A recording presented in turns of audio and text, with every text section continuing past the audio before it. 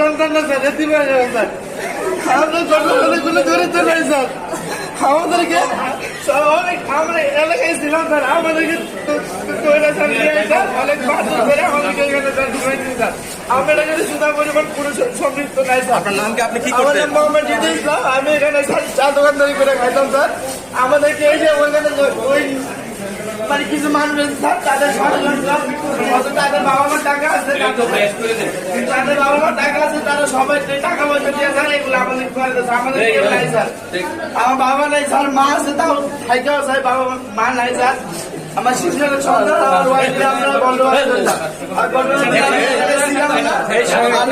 ঘটনার দিন আমরা এলাকায় ছিলাম না, বা এই ঘটনার সাথে কোনো সম্পৃক্ত আমাদের নাই স্যার। আমরা মাননীয় দেশের প্রতি, আইনের প্রতি সম্মান জানাই। আমরা মাননীয় দেশের আইনকে আমরা সম্মান করি স্যার।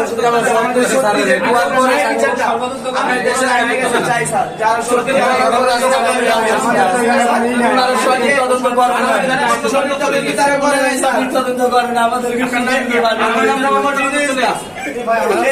আমাদের এই যে